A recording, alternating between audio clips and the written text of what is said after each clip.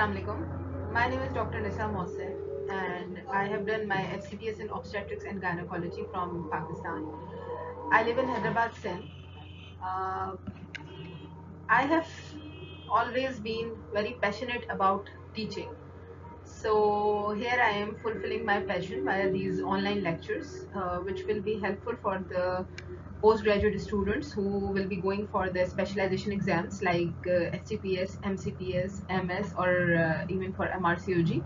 So this would be my first lecture, and we will be discussing certain points of endometriosis in this lecture. I will keep uploading lectures on weekly basis, and we will be discussing the practical points like the examination points, as well as those things which come in BCQs mostly, and the points which are asked in Viva by the examiners. So I wish and I hope that these lectures will be helpful for the students, and we will also be discussing different best choice questions over these topics in the end.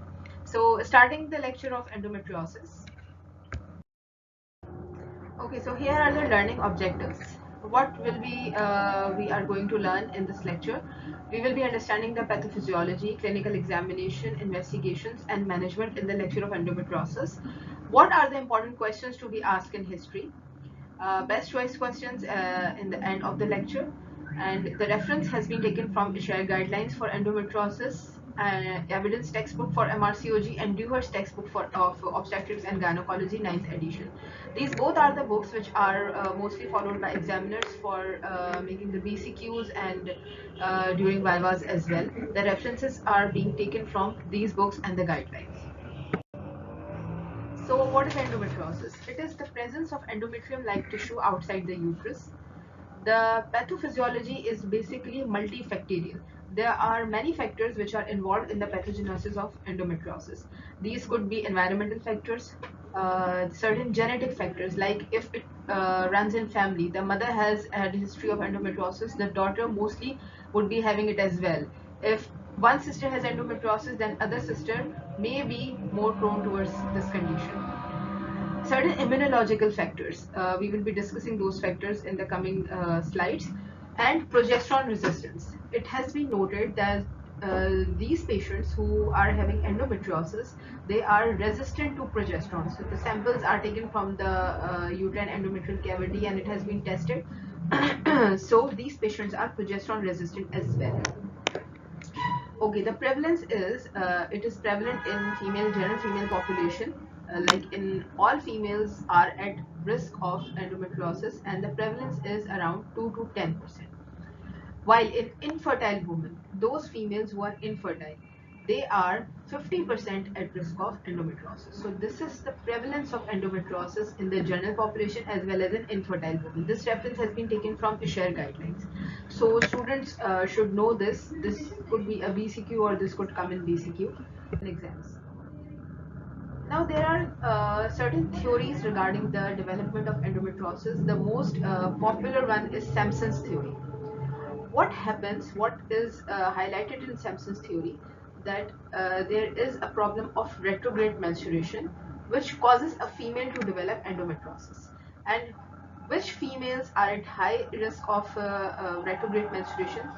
These are those females who have obstructed outflow associated with Mullerian anomalies, like who are having transverse vaginal septum, imperforate hymen, vaginal stenosis. So these females are at risk of retrograde menstruation, and in the long term, they could develop endometriosis.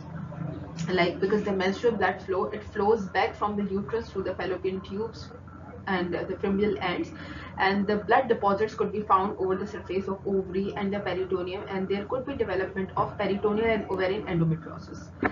The females who are having short menstrual cycles, like they get their periods very often in 10 days, 15 days. So because of these short menstrual cycle, they are more prone towards developing retrograde menstruation. Increased duration of bleeding, this is the same thing. Frequent cycles, as well as if it remains for a longer time period, like they are having cycles for 10 days or 15 days. So these females can also have the problem of retrograde menstruation and development of endometriosis. Less parity. Less parity means more frequent exposure of menstruation because of no pregnancy, or the females who are para 1 or para 2, so they will be having menstruation in their life cycle more often. So these are the risk factors for retrograde menstruation, which are mentioned in Sampson's theory. Okay, then there is another theory that is of coelomic metaplasia. It is not that popular as that Sampson's theory, but the point behind this theory is that endometriosis originates from the metaplasia of specialized cells that are present in the mesothelial lining of visceral and abdominal peritoneum. So this is regarding the coelomic metaplasia theory. Another one is immunological surveillance defects. Like in the patients who have endometriosis, it is noted that they are more prone towards those immunological factors that increases the inflammatory responses, and that anti-inflammatory proteins, or the factors, are decreased in patients with endometriosis. So they have the defect somewhere in their immunological system, and they are more prone towards development of endometriosis because of the upregulation of certain inflammatory processes in these patients. The last theory is embolic transport, that could be via lymphatic route or hematogenous route. So this involves the transport of endometriotic cells or endothelial cells from lymphatic system or through the hematogenous spread in the different parts of body. Like they can go towards lungs via the lymphatic spread, or in the brain even, or nasal cavity. So endometriosis can develop anywhere in the body. So this theory proves this point somehow true.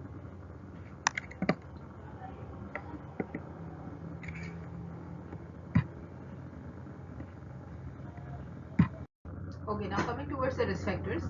As I have already told in the previous slides, endometriosis is 6 to 9 times more common in first degree relatives. Like a mother, if a mother has endometriosis, her daughter is prone towards developing it. Same as if between the sisters as well. It is more in females who have greater exposure to menstruation and estrogen, like who have short menstrual cycles, frequent menstrual cycles, or less period. Now, what are the protective effects? What things protect from endometriosis? OCPs, smoking, and exercise. Now, what does OCP do? OCPs are also used as one of the treatment option in patients with endometriosis. So, what do? They suppresses the menstrual cycles by keeping progesterone and estrogen levels at a lower threshold level, thus preventing ovulation, and suppresses menstrual cycle and development of endometriosis as well, as it is estrogen dependent. Smoking. Smoking causes increase in the levels of homeobox protein and progesterone receptors in the endometrium, which are decreased in patients with endometriosis. So there are many researchers, but what I found is that homeobox proteins and progesterone receptor, they are increased in patients who smoke, and these receptors, they decreases the development of endometriosis in the patients. So smoking also plays a protective effect in the patients from endometriosis. Okay, and smoking also protects from endometrial cancer. The pathophysiology is somehow same in behind both of these things. Exercise. What does exercise do? Exercise decreases estrogen level. It increases the happy hormones in the body, release of endorphins, and thus it makes the stress level reduce, as well as it decreases the level of pain a patient experiences with endometriosis. Relieve ischemia. So, while having menstrual cycles, the patient experiences pain because the endometriotic tissues in other parts of the body, they undergo ischemic changes. So, exercise somehow reduces these factors, and thus it does not directly reduces the development of endometriosis, but by contributing in the peripheral factors, the conclusion is that people who do frequent exercises, they experiences less pain and less kind of complications during their menstrual cycles who has endometriosis.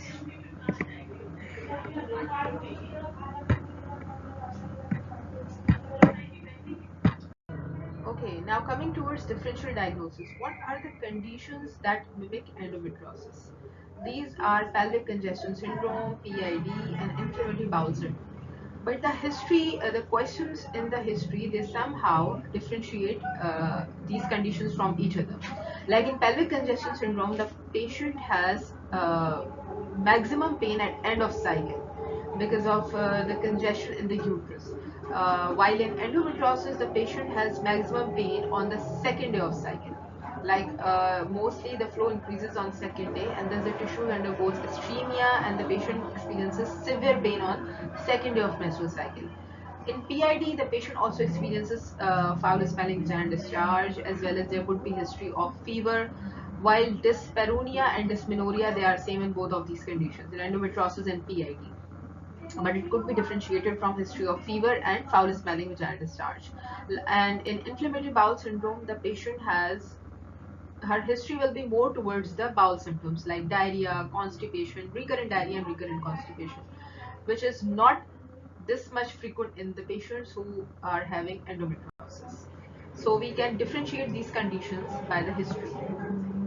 Okay, so this is another important point for BCQs. This is mentioned in ISHARE guidelines for endometriosis, that what conditions or what carcinomas are increased in patients who have or who had endometriosis in their life. So the patients who had endometriosis, they are at increased risk of ovarian cancer, and the subtypes that are more common in patients with endometriosis are endometrioid and clear cell ovarian cancer, breast cancer, non-Hodgkin's lymphoma, cutaneous melanoma, asthma, autoimmune diseases, and cardiovascular diseases. So the patients who have endometriosis, they are at increased risk of these following conditions, which can come in PCQ, while they are at decreased risk of cervical cancer. So this is an important point, and students should know this from theoretical point of view. Okay, so what are the obstetric complications that are faced by the patients who have endometriosis?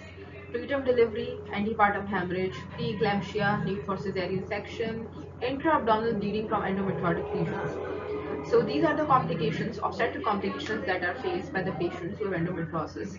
Nowhere it is written clearly that why these conditions develop more in patients with endometriosis. But what some researches show, or what makes some sense, is this, that the endometrium of those patients who have endometriosis, it is less recipient, or there is some kind of defective trophoplastic invasion by the placenta of these patients, and they are having cervical incompetence as well. So all these complications, it is increase in the patients who have endometriosis when they conceive.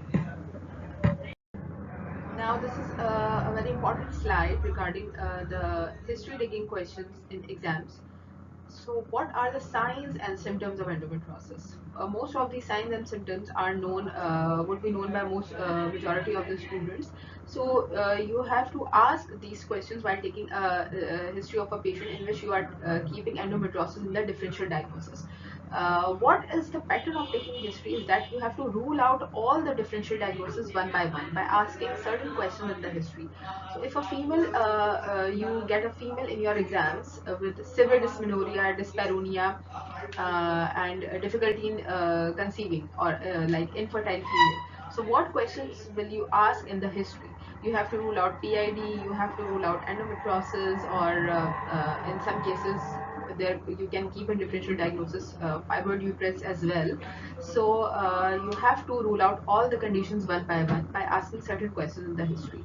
While if you keep it concise towards endometriosis, so the important signs and symptoms are the patients would be having cyclical and non-cyclical abdominal pain, dysmenorrhea, deep dyspareunia, not superficial, deep dyspareunia, infertility. This is the cryo, the most popular cryo of patients with endometriosis. Dysuria, difficulty or pain while menstruation, dysgeusia, pain while passing stools, painful rectal bleeding, hematuria. Shoulder tip pain and catamenial pneumothorax. Shoulder tip pain could be because of the deposits of endometriosis over diaphragm, or in the lungs, because it can develop anywhere. What is catamenial pneumothorax? It is the recurrent accumulation of air in the pleural cavity. So the patients who have endometriosis, they are at risk of developing catamenial pneumothorax. This is the sign. Cyclical cough, hemoptysis, chest pain because of endometriosis in the pleural cavity, cyclical scar swelling and pain. This is a very important condition. Like if the patient has had cesarean section or laparotomy previously, she can develop endometriosis at the site of scar as well. So she will come with a history of cyclical. Like every month she will be having severe scar area pain on basically mostly on the second day of cycles, but it can be at any time. But she will be having that scar swelling and pain, that endometriotic tissue or the scar, it will get swell in each cycle, and fatigue as well. Okay, now another slide which is showing what to ask, what important points to ask in history. With a patient who comes to you with complaint of severe cyclical pain, dysmenorrhea, dyspareunia, and you are keeping endometriosis in your differential diagnosis. So what questions has to be asked specifically if you think your provisional diagnosis is endometriosis? So she would be experiencing severe cyclical pain, mostly on second day of the cycles, deep dyspareunia, postcoital bleeding, because there are deposits of endometriotic spots or endometriotic tissues on the pouch of Douglas and uterosacral ligaments. So while intercourse, the patient can experience postcoital bleeding after intercourse. Infertility. Why does infertility occur in these patients? It is because of the abdominopelvic adhesions in between the tubes and ovaries and guts, and uterus gets adherent at the level of pouch of Douglas. Sometimes the tubes get extremely distorted because of development of endometriosis and because of severe abdominal adhesions and pelvic adhesions. So the patient develop infertility. This happens mostly in the grade 3 and grade 4 endometriosis. Occasional constipation, diarrhea in those patients who have GI endometriosis, urinary symptoms in patients who have urinary tract endometriosis, or it could be because of large endometriotic ovarian cyst pressure over the bladder, over the ureters, and the patient can experience increased urinary frequency. Generalized abdominal pelvic pain from the deposits of endometriosis when they undergoes ischemia every cycle. History of ovarian cyst. If previously she had history of ovarian cyst, so she might be have developed endometriosis in the future. History of foul smelling vaginal discharge. Why will you ask this? This is to rule out pelvic inflammatory disease. Okay, so the symptoms diary in questionnaire, it is mentioned in the share guidelines that one should maintain a symptom diary in questionnaires. What are the important questions to be asked in endometriosis, and a patient should know this, and a patient should maintain a symptoms diary. It does not helps to make a diagnosis, but it does reduces the time period for you to reach a diagnosis in a patient. Whenever a patient comes to you and brings her symptoms diary with her, like on what day she experiences severe pelvic pain, what other symptoms accompany her pelvic pain, does she has dysmenorrhea, dyspareunia, infertility, all these questions in her symptoms diary will help you in making a diagnosis earlier. So this is a very important. Okay, now the next slide shows the things which you have to notice while doing clinical examination of a patient with endometriosis. You will start with the abdominal inspection, perform abdominal palpation. Then comes most important point, that is vaginal inspection, that will be done by Cusco's or duck speculum. While doing vaginal inspection, you have to be very gentle because females with endometriosis, they would be experiencing severe pain during examination, as they also give you history of dyspareunias. So yes, you have to be gentle while performing the examination. So if you get a patient in examination, perform the examination gently, because if the patient feels pain or she is very tender to touch, then somehow the examiner deducts marks on that as well. So you have to be very gentle with the patient. Also, while in your regular OPDs as well, you have to deal the patients gently who give you this type of history. So speculum examination, bimanual, and recto-vaginal palpation. These three are the things which you have to perform. And what will you notice in these examinations? There would be the findings will suggest you fixed retroverted uterus, bilateral tender adnexas and adnexal masses if she has developed endometriotic cyst. You can feel the nodules which will be palpated at the level of uterosacral ligaments, pouch of Douglas, and rectovaginal nodules. You have to perform a gentle rectovaginal palpation as well, or you can do a rectal examination as well. So you can feel rectovaginal nodules during your rectal examination as well. Suspected endometriosis, if the history is suggested of endometriosis and your clinical examination is normal, So you should consider imaging. Like you can go for transvaginal ultrasound scan or abdominal ultrasound scan, or if they are not computing their diagnosis, then you can go for MRI as well.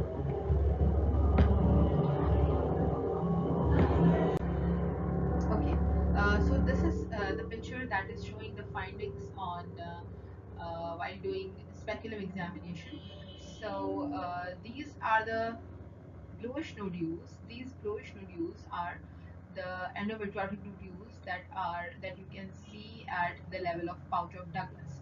Anteriorly, here is the cervix, and okay, so this is cervix, and you can feel these. You can see these bluish nodules at pouch of Douglas. These are present behind the cervix. So this is the most common examination finding while speculum examination. Okay, now coming towards diagnosis, there are many things, many theories, many researchers which have come for elaborating the diagnosis of endometriosis.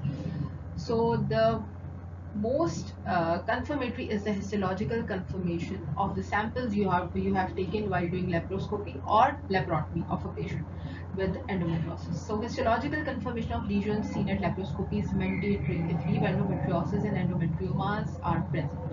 So yes, this is the confirmatory diagnosis, that is histological confirmation of the samples you have taken. Nowadays, there are certain combined tests which are introduced. These are for those patients who cannot go laparoscopy or laparotomy, and you want to see the results of these tests, or if you have suspected endometriosis in a patient whose history is suggestive or a clinical examination is suggestive of this disease, so you can go for certain combined tests. These include serum interleukin 6 plus PGP 9.5. This is the serum test.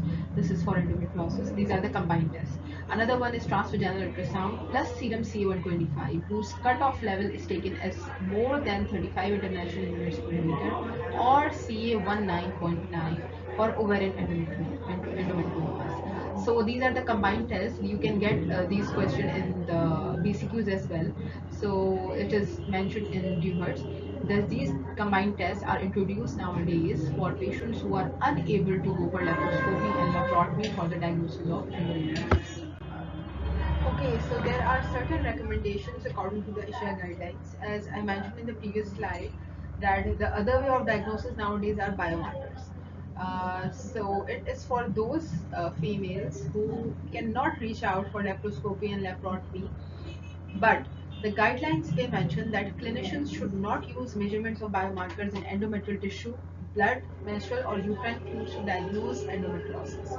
So if this thing comes in BCQs, that which is the diagnostic confirmation test for endometriosis, then it is definitely not biomarkers. That is the histological confirmation. Certain other recommendations are for imaging, it is written in guidelines that ultrasound scan and MRI are recommended for diagnosis. Negative findings does not exclude endometriosis. Like if the history is suggestive of endometriosis and clinical examination and the imaging are not are opposite to that or are not showing endometriosis, then this cannot exclude endometriosis. Then you have to consider laparoscopy in patients with negative imaging for the confirmation. Consider laparoscopy in patients not responding to empirical treatment. Now, what is empirical treatment? It is the treatment which is given to taper off the symptoms when it is not confirmatory. Like it is not confirmatory that the patient has endometriosis, but the history is suggestive and the examination is also suggestive of endometriosis, but the imaging is negative. So you can give empirical treatment to the patient, like you can give OCPs or progesterone only pills to suppress the symptoms.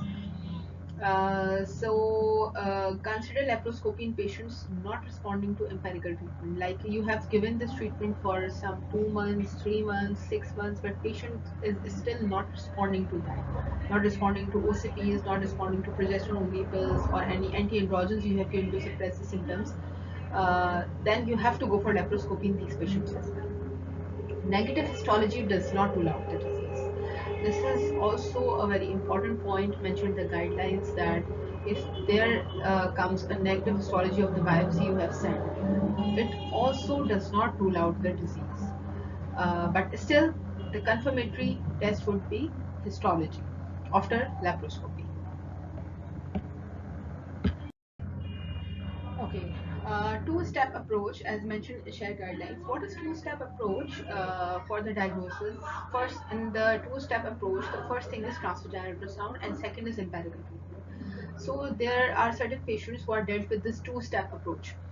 If someone asks you this question in Viva, then you should know that what is included in this two-step approach. First, when if the patient's history is suggestive of endometriosis, then you can go for transvaginal ultrasound and start giving her empirical treatment meantime. That treatment can be it can include OCPs or progesterone only pills. So along with the TVS, you can go for empirical treatment, and this can be continued for around 3 months, 4 months, and 6 months, and then you can follow up the patient after this treatment. So steps should be taken to relieve symptoms as early as possible for betterment or quality of life. If she cannot go for laparoscopy and histological confirmation, then these two things can be done to make her life better, or to relieve her symptoms of pain, dyspareunia, and other correlated symptoms of endometriosis. The recurrence risk of endometriosis is 20 to 50% within 5 years. Appropriate frequency and type of follow-up or monitoring should be individualized based on previous and current treatment of disease. So it is not same for every patient. Like if one has grade 1 endometriosis, the other one has grade 4 endometriosis, and you are calling the patient annually for the follow-up. So it is not same for everyone. It has to be individualized according to the frequency of the disease, the severity of the disease, and the type of treatment or the mode of treatment you are giving to the patient. Okay, so there are different endometriotic phenotypes you can see while during laparoscopy. There are five phenotypes that are mentioned in tumors. They include peritoneal or typical endometriosis. They comprise of powder gun or gunshot deposits. They are just bluish colored deposits. They are scattered over the peritoneal, serosal, and ovarian surface. The picture that I showed while of speculum examination, they are the same like those. Okay, another one is cystic ovarian endometriosis. These are large ovarian endometriomas, and they drain chocolate colored fluids. So if these cysts are ruptured while doing laparoscopy or laparotomy, chocolate colored fluid will start draining from these cysts. Another is deep endometriosis, deeper than 5 millimeters under the peritoneal surface, involving bowel, bladder, ureter, or vagina. So you can also find deep endometriosis while doing laparoscopy. Peritoneal pocket lesions. There could be pockets of endometriotic cyst that could be formed inside the peritoneal cavity. So these can also be found while doing laparoscopy. The last one is subtle or atypical endometriosis. These are just like clear vesicles or some reddish vesicles that can present over the uterine surface or over the peritoneum, or you can also find them over ovaries. So these are usually called early endometriotic lesions. So they are known as subtle or atypical endometriotic lesions. Now, there are certain classification systems that are used to classify endometriosis.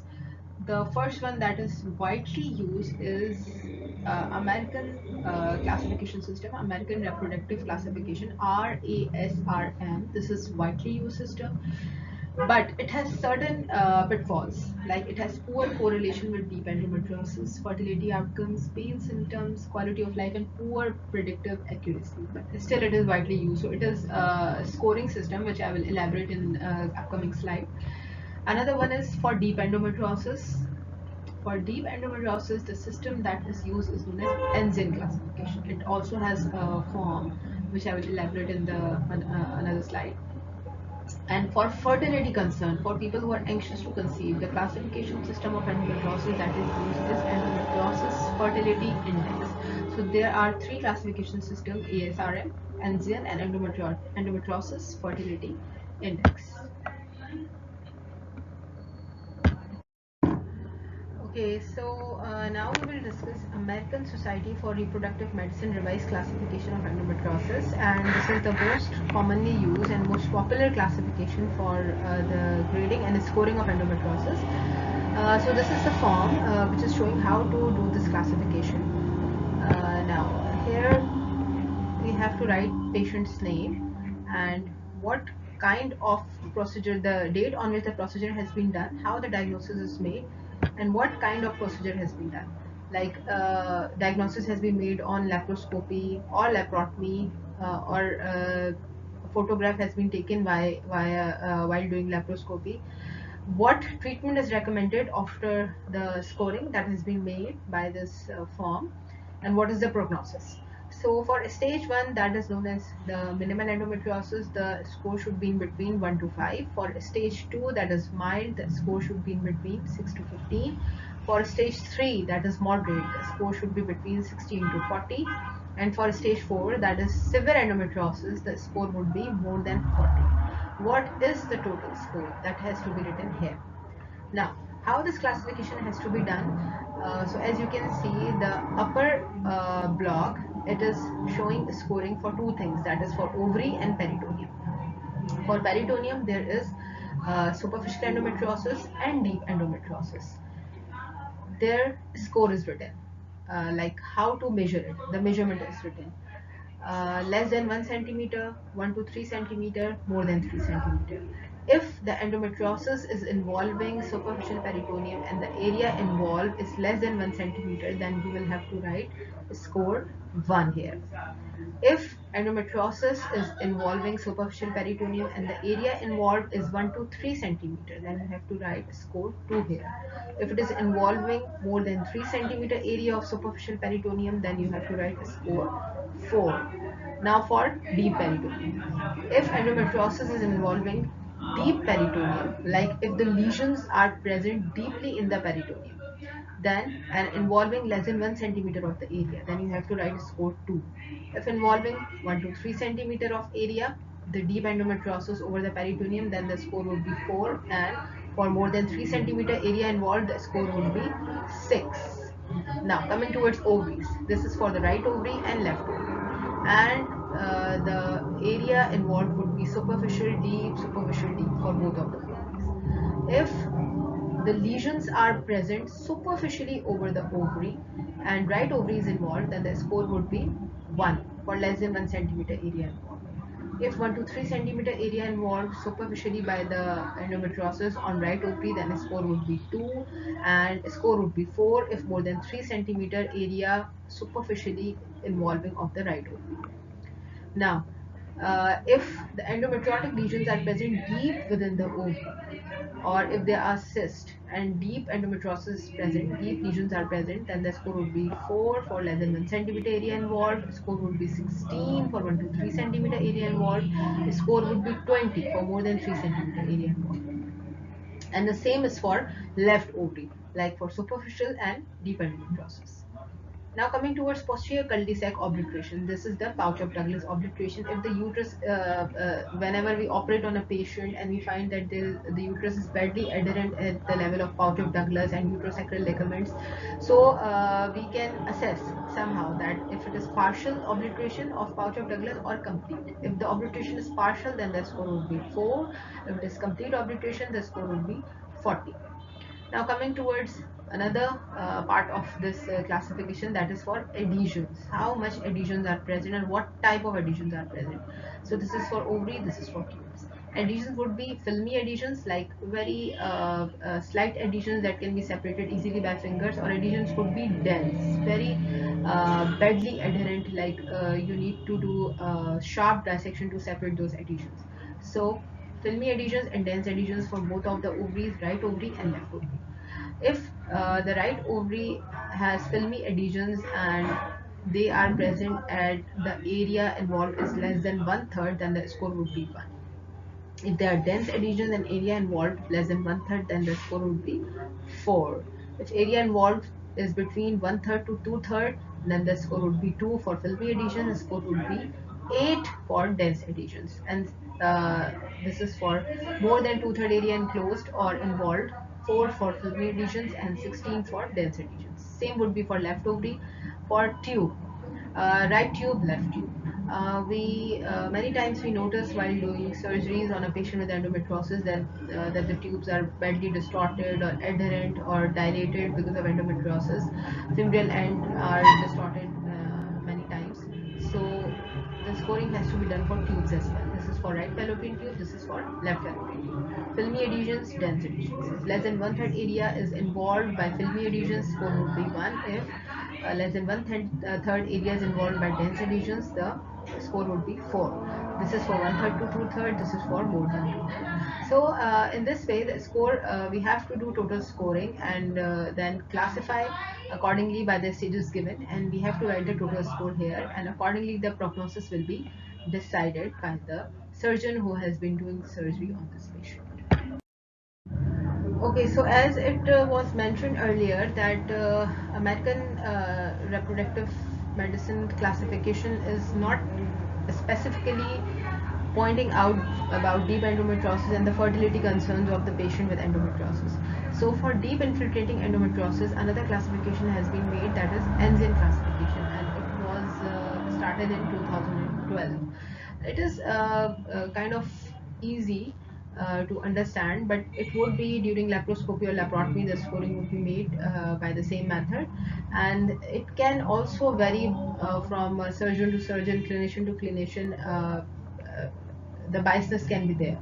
So there are certain levels. First of all, there are three compartments: compartment A, B, and C.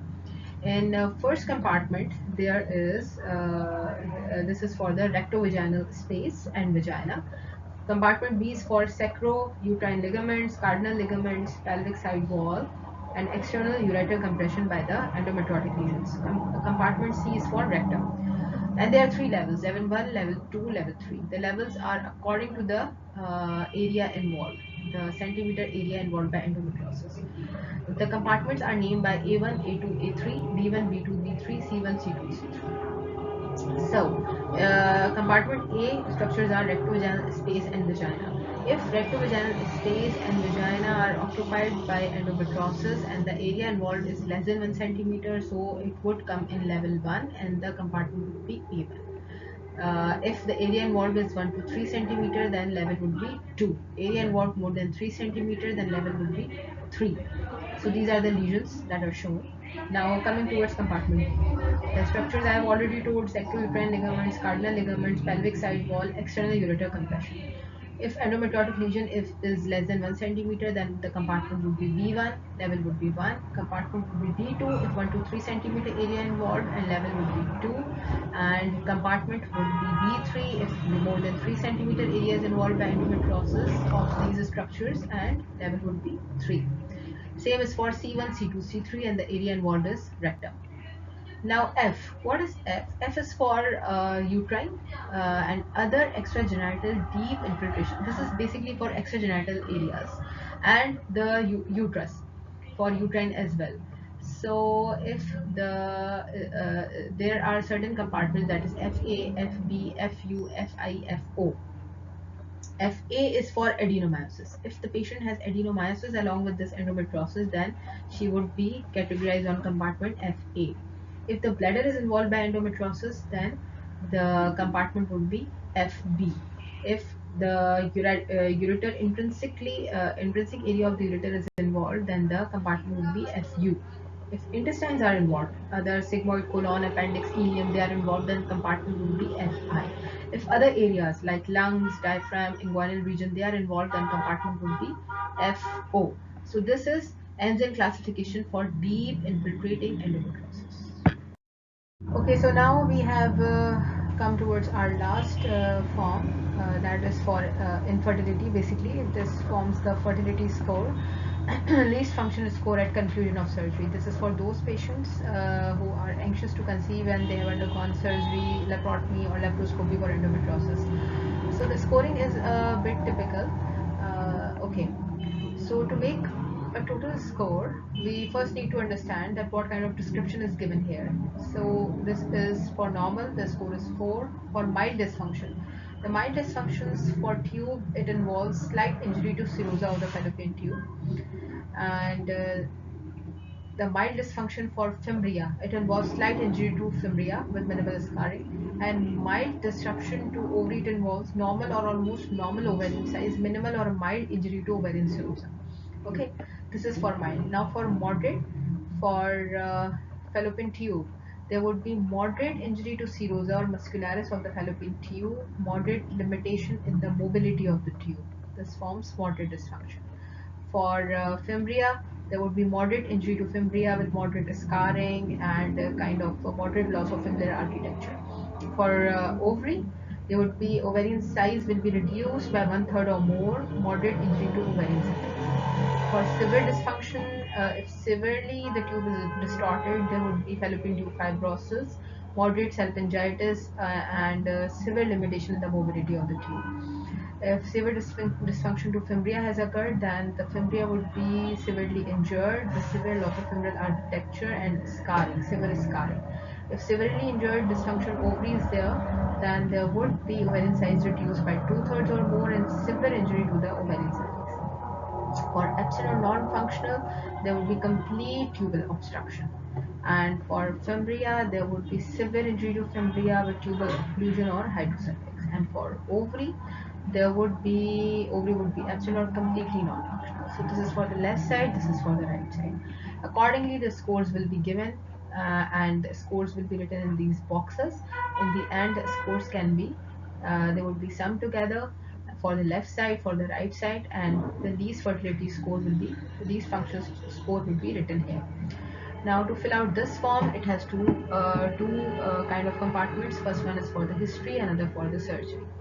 For history, these are the points, like if the age of the patient is less than 35 years, the point would be 2.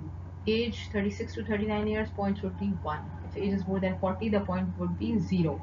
This is for how many years she has infertile. She is infertile for less than 3 years, points would be 2. If the infertility is for more than 3 years, point would be 0. If she has prior pregnancy, if there's a history of prior pregnancy, score would be 1. If there is no history of prior pregnancy, score would be 0. So all the points would be, if suppose she has got 2 points here, 2 here and 1 here, the score would be 5 and the total points would be written here for total historical factors. Now coming towards surgical factors. These points are according to the this least function score. Like if the patient has got 7 to 8 scores, this is considered as high score. The point would be 3. If she has obtained 4 to 6 moderate score, points would be 2, and for 1 to 3 the points would be 0. So suppose if she has got 2 points here, then coming towards these two things, this is the same form that we discussed in the previous slide, that is the American reproductive form. This is for American fertility reproductive system. The same form would be filled if in that form there is the upper portion was for endometriosis and the lower portion was for adhesions and obliterations. So for endometriosis, the patient has got points 16 and the score is lower than less than 16, the points would be 1. If the score is more than 16 or equal to, the points would be 0. And the total score of that form, the total score of that American fertility form, if it is less than 71, points would be 1. If it would be more than or equal to 71, the points would be 0. So suppose if the patient has got 2 points here, 0 here and 0 here, the total score would be 2 for the surgical factors, and for historical factors we have written 5. So 5 plus 2 makes 7. The score would be 7 for this patient. This is the highest score. The good are the chances for the patient to conceive. The lowest the score, the less are the chances for the patients to conceive. So this is all from this today's lecture. Now, in the next lecture, I will be discussing management of endometriosis from different point of views, like for infertility, for dysmenorrhea, and all the aspects of management would be covered from guidelines and books as well. And in the end, we will be discussing certain basic use. So thank you so much for your patient listening, and inshallah, I will upload the next lecture in the coming week. Thank you so much. Allah Hafiz.